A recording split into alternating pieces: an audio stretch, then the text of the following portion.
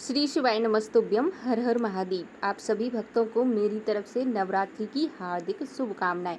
नवरात्रि के 9 दिन खास होने वाले हैं आप सभी के लिए। ऐसे में पूज्य गुरुदेव ने 9 फूल वाला जो उपाय बताया है, वो उपाय मैं आज के इस खास वीडियो में आपको बताऊंगी। साथ ही बताऊंगी कि नवरात्रि के दौरान माता रानी को प्रसन्न करने के लिए और कौन कौन से उपाय आप कर सकते हैं। तो इसलिए वीडियो को ध्यान से देखिए। और इस वीडियो को देखने के साथ साथ अगर आप चैनल पर नए हैं, चैनल को सब्सक्राइब नहीं किया, तो वीडियो को लाइक करके चैनल को सब्सक्राइब जरूर कर लें। और हाँ, इस उपाय को ध्यान से नोट कर लें, कोई गलती नहीं करनी है, इस बात का ध्यान रखना है। 9 दिन में अगर माता रानी की कृपा आपके ऊपर होती है, तो विशेष माता रानी के इसी उपाय से आपके ऊपर माँ रानी की कृपा हो जाएगी। क्योंकि ये उपाय पूज्य गुरुदेव बार बार कथाओं में बताते हैं। अभी हाल ही में फिर से गुरुदेव ने इसी उपाय को दोहराया है। फिर से हम आपकी जानकारी के लिए इस उपाय को बता रहे हैं, ताकि आप अच्छे से बिना किसी गलती के इस उपाय को कर लें। ताकि कई लोग ऐसे हैं जो इस उपाय को करते हैं और कहते हैं कि हमें इसका फल प्राप्त नहीं हुआ। तो इसका कारण ये होता है कि आप बिना गलती के उपाय को कर ही नहीं पाते हैं। कोई ना कोई गलती आपसे होती है, उसकी वजह से आपको जो है इस उपाय का फल प्राप्त नहीं होता है। तो देखिए, ध्यान से देखिए, आज का जो वीडियो है वो बहुत महत्वपूर्ण और इम्पोर्टेंट होने वाला है।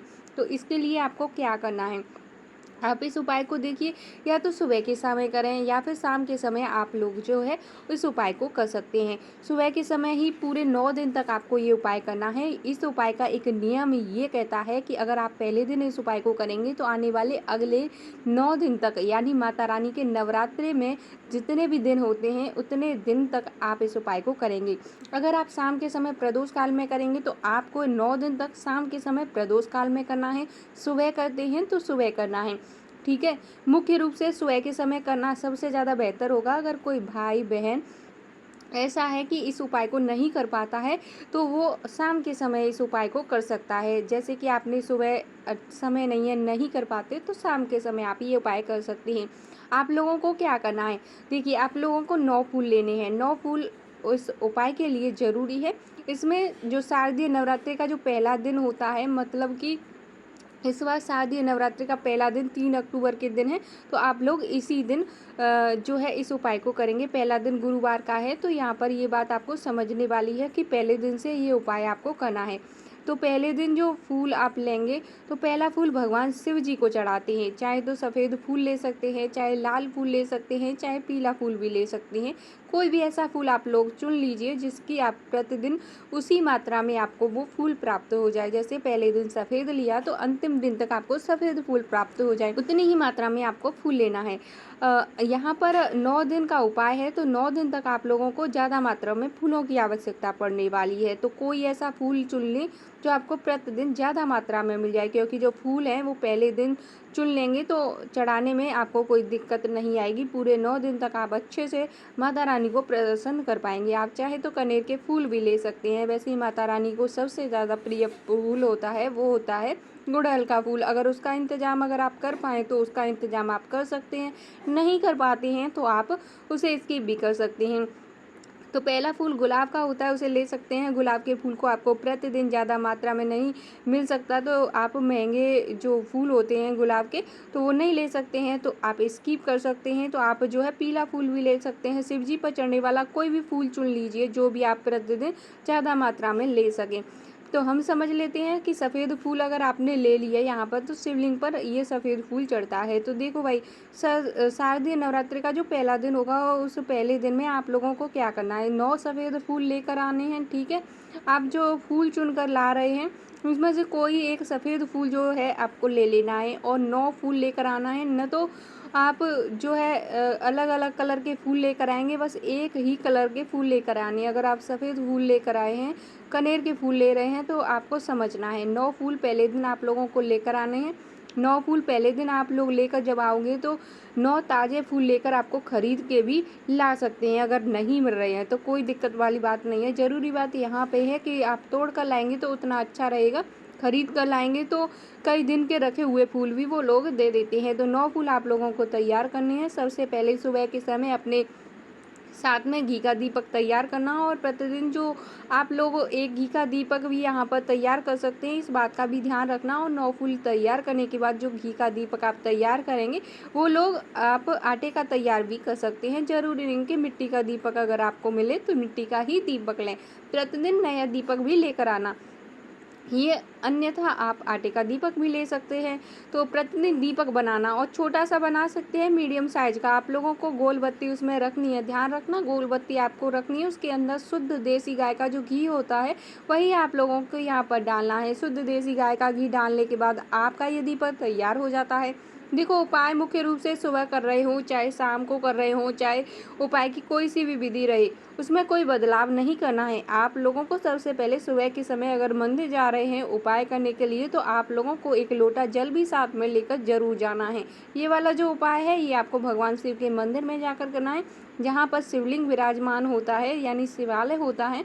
इस बात का आप लोगों को यहाँ पर ध्यान रखना है। ना तो भाई आप एक लोटा जल तैयार करते हैं तो आपको जरूर से करना है। सुबह के समय अगर आप उपाय कर रहे हैं, शाम के समय कर रहे हैं, तो कुछ लेकर जाने की ज़रूरत नहीं है। मात्र आप उपाय की सामग्री लेकर चले जाएं। जैसे कि शिव जी के मंदिर पहुंचते हो, भगवान शिव जी के दर्शन करना चाहते हो, जैसे ही पहले शिवलिंग पर जल चढ़ाना है, ठीक है। जल चढ़ाने के बाद दोस्तों आप लोग अपना उपाय करना शुरू कर दें। पहले जाकर दर्शन करें और अपनी पूजा अर्चना कर लें, उसके बाद में आप लोगों को यहाँ पर उपाय शुरू करना है। ये हम आपको पहले दिन की बात बता रहे हैं, शारदीय नवरात्रि के पहले दिन, ठीक है। 3 अक्टूबर गुरुवार को आप लोगों को ये उपाय करना है। 9 फूल लेकर जाने हैं और अपना साथ में एक दीपक लेकर जाना है। शिव जी के मंदिर में पहुंचना है, पूजा करनी है, अर्चना करनी है, शिवलिंग के पास में बैठ जाना है। और शिवलिंग के पास में बैठकर दोस्तों ये जो 9 फूल आपने लिए हैं ना, जो गुरु जी ने बताए हैं, और जो भगवान शिव जी की जो शिवलिंग होती है उन पर चढ़ाना है। एक साथ नहीं चढ़ाना है, एक एक करके आपको जो है फूल चढ़ा देना है,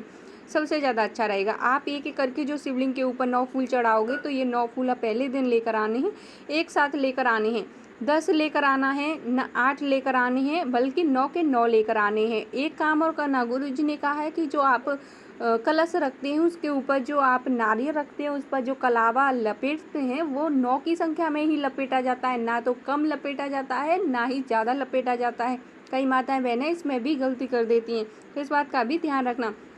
शिवलिंग के ऊपर जैसे ही आप वो फूल चढ़ा देंगे तो जो फूल होता है ना उसका खिला हुआ जो भाग होता है वो जलाधारी की तरफ आपको कर देना है। इस तरह से सभी फूलों को आप लोग शिवलिंग के ऊपर एक एक करके पूरे 9 फूल चढ़ा देना। 9 फूल चढ़ाने के बाद जो आपका दीपक है उस दीपक को आप लोग क्या करना, सबसे पहले जलाना। मंदिर में आकर ही जलाना, घर से जलाकर नहीं लाना है।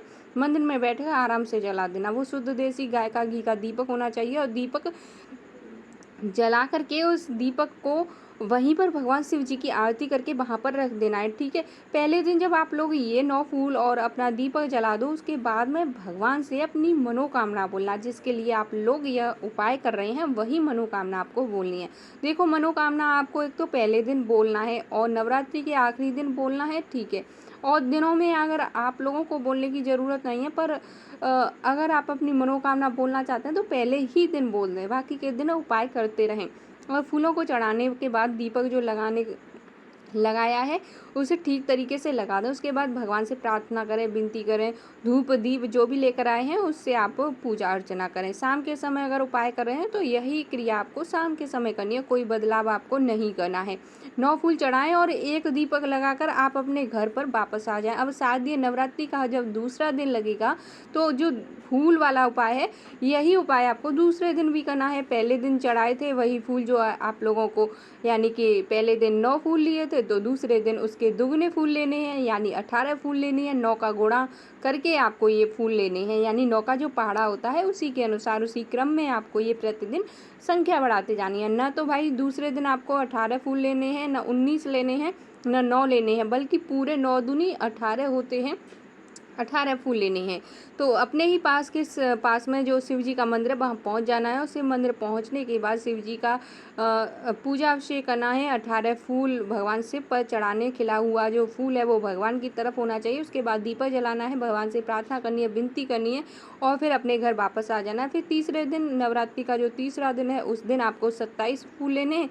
इसी तरह से आपको जो है पूजा करनी है, इसी क्रम में आप बढ़ते जाएंगे, और अंतिम जो 9वां दिन होगा उस दिन आपको जो है 81 फूल लेने हैं। अब देखिए यहाँ पर कई माताएं बहनें जो इस वीडियो को देख रही हैं उनको 81 नंबर के बारे में पता नहीं होता, तो 10 की संख्या में 8 बार फूलों को गिन कर रखें और एक फूल अलग से लें। इस तरह से आप 81 फूलों की संख्या कर सकती हैं। यानी 10 की संख्या एक साइड में, 10 फूल लेकर एक साइड में रखें, फिर 10 फूल लेकर एक साइड में रखें, ऐसे करके 10 संख्या करें और फिर उसके बाद एक फूल ले लें और इस तरह 81 फूलों की संख्या लेकर के आप जो है दीपक साथ में लेकर अंतिम 9वें दिन, जिस दिन माता रानी की अंतिम दिन होगा, पूजा होगी, अर्चना होगी, उस दिन आपको जो है ये 81 फूल वाला उपाय करना है। अपने साथ लेकर जाना है शिवलिंग पर, एक एक करके जो है आपको ये 81 फूल चढ़ाने, अपनी मनोकामना बोलनी है, दीपक जलाना है और आपसे जो भगवान हैं उनसे प्रार्थना भी करनी है कि जो भी आपसे जो है गलती हुई है, कोई उपाय करते समय कोई भी गलती हुई है या किसी वजह से कोई कारण से आपसे कोई चूक हो गई है, तो उसके लिए क्षमा याचना करें। मुख्य रूप से आप इस तरह से भगवान शिव से प्रार्थना करते हुए उनको फूल समर्पित करें, दीपक समर्पित करें, अपनी मनोकामना बोलें। इस तरह से पूरे 9 दिन तक 9 फूल वाला उपाय सफल होता है। 9 दिन में आपकी वो मनोकामना पूर्ण हो जाएगी जो आपने पहले दिन भगवान भोलेनाथ से प्रार्थना की थी। तो पूरे 9 दिन तक सुबह-सुबह अगर आप ये उपाय करते हैं तो सुबह के समय करें, शाम के समय प्रदोष काल में अगर आप उपाय करते हैं तो शाम के समय करें। ऐसा कभी नहीं करना है कि एक बार आपने सुबह कर लिया और एक बार शाम को करना है, केवल एक बार करना है। सुबह का समय नियम बना लें या शाम का समय नियम बना लें। तो इस तरीके से उपाय को ज़रूर कीजिएगा। तो उपाय अच्छा लगे तो वीडियो को लाइक करके चैनल को सब्सक्राइब ज़रूर कर दीजिएगा और बहुत मेहनत के साथ आप सभी को ये उपाय बताए जाते हैं। तो उम्मीद करती हूँ कि आप सभी को उपाय अच्छा लगा होगा, समझ आया होगा। अगर नहीं समझ आए तो दोबारा से वीडियो को देख लीजिएगा ताकि उपाय करते समय कोई भी गलती आपसे ना हो। मिलते हैं आपसे नेक्स्ट वीडियो में। ओम नमः शिवाय, श्री शिवाय नमस्तुभ्यम, हर हर महादेव।